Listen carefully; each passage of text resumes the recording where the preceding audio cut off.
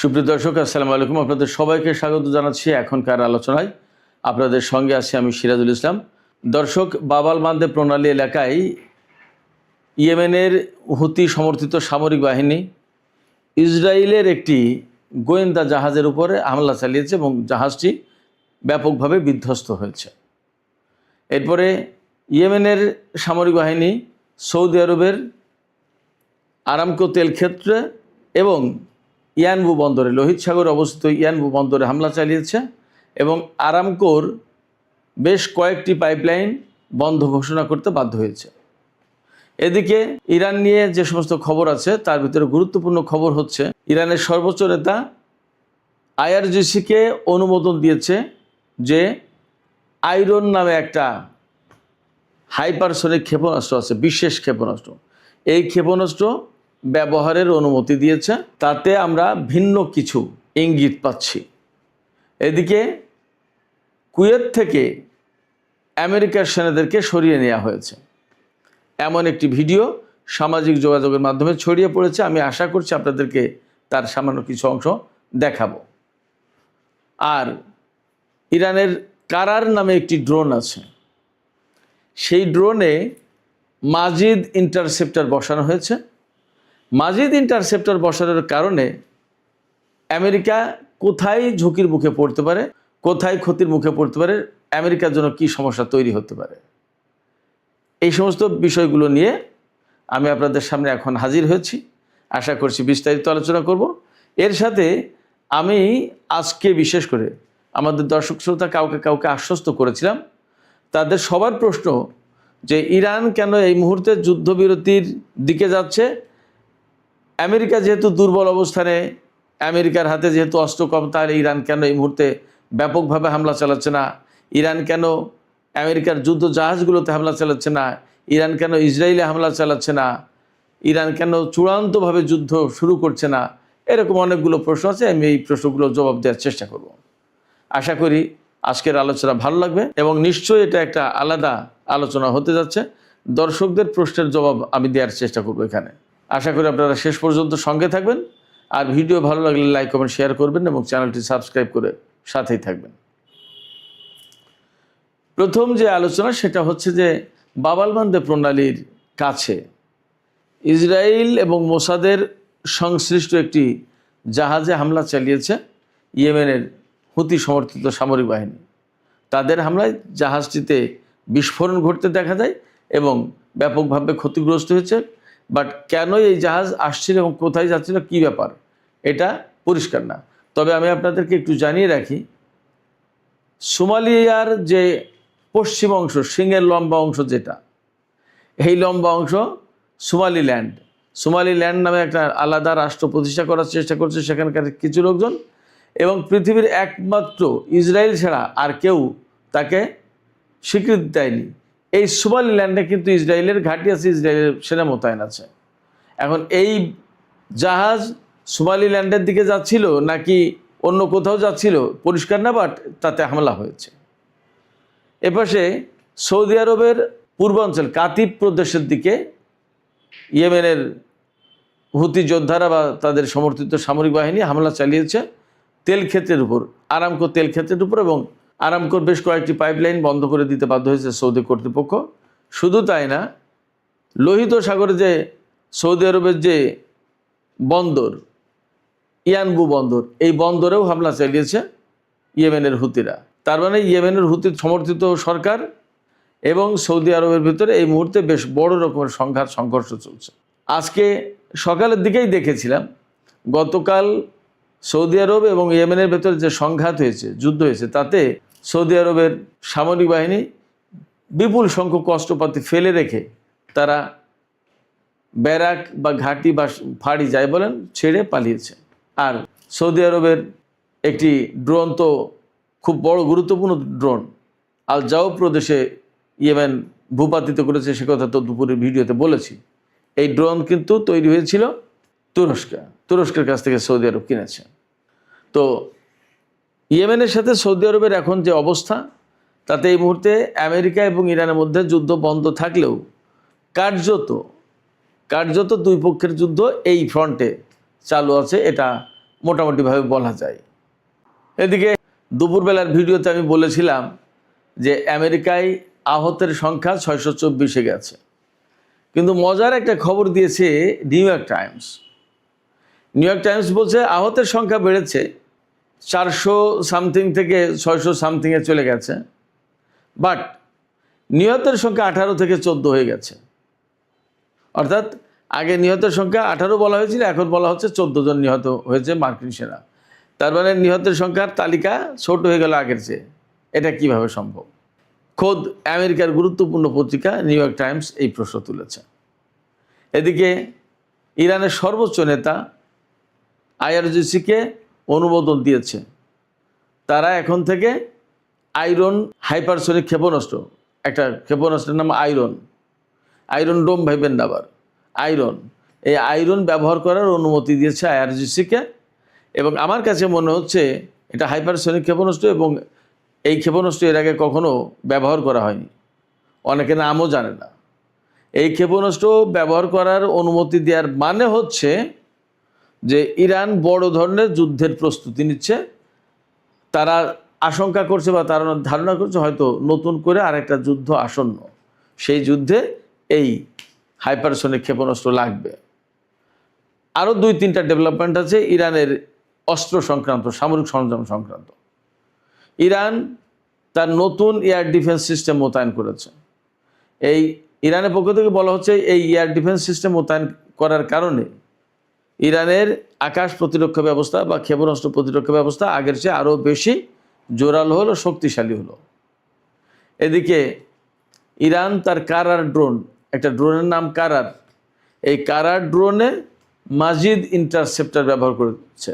আপনারা এর আগে শুনেছেন যে মাজিদ ডিফেন্স সিস্টেম কিন্তু তারা বের করেছে ইরান। এই মাজিদ ডিফেন্স সিস্টেমের তো তাদের ইন্টারসেপ্টর আছে, ক্ষেপণাস্ত্র আছে। এই ইন্টারসেপ্টর ক্ষেপণাস্ত্র এখন কারার ড্রোনে সেট করা হচ্ছে। অর্থাৎ এই কারার ড্রোন এই ইন্টারসেপ্টর দিয়ে আমেরিকার যে MQ-9 ড্রোন, এই ড্রোনকে ধ্বংস করতে পারবে।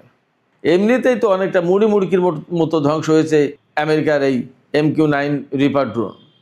তো সেক্ষেত্রে এখন এই যে কারার ড্রোনে যে ক্ষেপণাস্ত্র বা ইন্টারসেপ্টর বসালো, এতে ইরানের শক্তি আরও বেড়ে গেল, আরও কার্যকর হয়ে গেল ইরানের ড্রোন সিস্টেম।